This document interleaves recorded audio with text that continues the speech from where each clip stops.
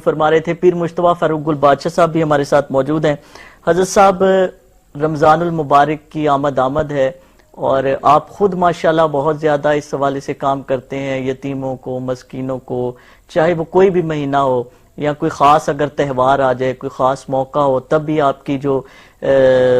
اس حوالے سے جو کوششیں ہیں، جو سٹرگلز ہیں، وہ ہمیں نمایاں نظر آتی ہیں. اب آپ ہمارے دیکھنے والوں کو اس حوالے سے کیا کہیں گے کہ جو لوگ انتظار کرتے ہیں ہمیشہ کہ رمضان المبارک آئے گا تو پھر ہم لوگوں کی مدد کریں گے، صدقہ و خیرات شروع کریں گے، ابھی آپ کیا سمجھتے ہیں کہ چونکہ بیماری ابھی موجود ہے تو انہیں پہلے ہی یہ عمل کر دینا چاہیے اگر کسی نے کسی کو کچھ دینا ہے تاکہ وہ دے دے اور وہ سامان بھی خرید سکے رمضان سے قبل، اور چونکہ ڈیلی ویجز بہت بری طرح سے متاثر ہوئے ہیں تو تاکہ ان کی مدد زیادہ سے زیادہ ہو سکے؟ بے شک آپ بسم اللہ الرحمن الرحیم آپ ٹھیک فرمائیں کہ رمضان شریف سے پہلے ہی، اب کیونکہ ہمارا پورا ملک اس وبا میں ہے اور پورا ملک لاک ڈاؤن ہے، تو وہ لوگ جن کے گھروں میں ابھی تک راشن موجود نہیں، جن کے روزگار اس وقت سب بند ہوئے ہیں، تو بڑا ضروری ہے کہ ہم رمضان سے پہلے ہی، یہ ایک رائٹ ٹائم ہے کہ ہم اس وقت ان کی مدد کریں تاکہ وہ رمضان شریف میں جو ہے اس کھانے کو استعمال کریں اور وہ ہمارے لیے بھی ذریعہ بنے دعاؤں کا. اور استقبال رمضان جو ہے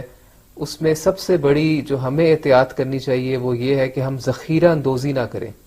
ہم رزق حلال کمانے کی طرف جو ہے لوگوں کو ترجیح دیں کہ آپ رزق حلال کمائیں، آپ ذخیرہ اندوزی کر کے رمضان میں جو اشیاء جس طرح کھجوریں ہیں، جس طرح سے اور دیگر کھانے کی اشیاء ہیں، وہ رمضان میں جیسے ڈیمانڈ بڑھتی ہے، سپلائی کم ہو جاتی ہے اور وہ مہنگا کر دیتے ہیں، تو ذخیرہ اندوزوں کو فائدہ ہو جاتا ہے. ٹھیک ہے. میں اگر پیر صاحب آپ سے یہ پوچھوں کہ آپ ایک لفظ میں یا ایک سطر میں یہ بتائیے کہ جو گزشتہ استقبال رمضان ہوتے رہے اور جو موجودہ یہ دنیا کی صورتحال ہے، پاکستان کی بھی، پوری امت مسلمہ کی،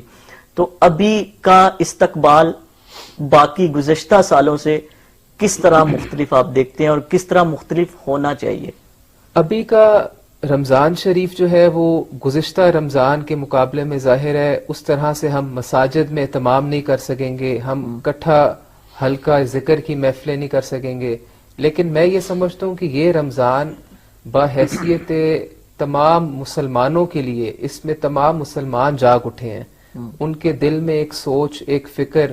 اور وہ اللہ کی بارگاہ میں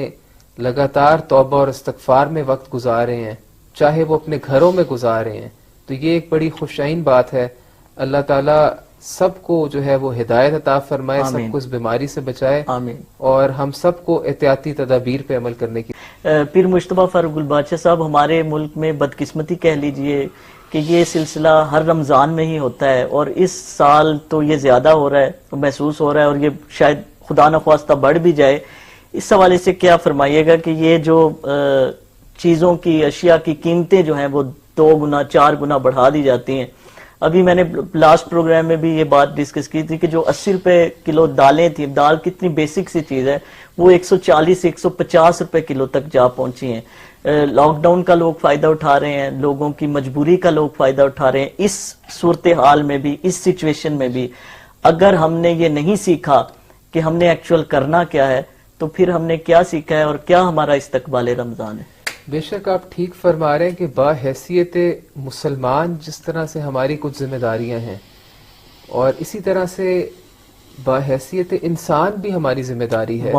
کہ ہم سبحان اللہ یہ جو مال کو بچا رہے ہیں، ذخیرہ اندوزی کر رہے ہیں، ناجائز طریقے سے اپنے پیسے کی خرچ کر کے، ہم چاہے رمضان میں ہم کھجوروں کو بچا لیتے ہیں، ہم فروٹ کی اشیاء ہیں،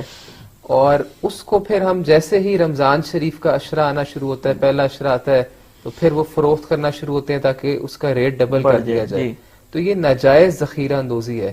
اور اس کی سخت ممانعت ہے، اور ایسے لوگوں کے لیے سخت عذاب ہے. اور یہاں میں ایک بات کرنا چاہوں گا حدیث شریف کے حوالے سے کہ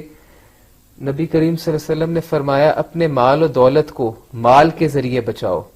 اپنی بیماری کا علاج صدقے کے ذریعے کرو، اور اپنی مصیبت کی لہروں کا سامنا دعا اور گریہ زاری کے ذریعے کرو. آج ہمیں ضرورت ہے کہ ہم اپنا مال جو ہے وہ اللہ کی راہ میں خرچ کریں، جس سے ہمارا مال پاکیزہ ہوگا. اور جو لوگ بیمار ہیں بالخصوص اور اس بیماری سے بچنا چاہتے ہیں، وہ بھی اللہ کی راہ میں خرچ کریں، وہ بھی ان مساجد میں، مدارس میں، ہاسپٹلز میں، مختلف چیریٹی آرگنائزیشنز کو دیں،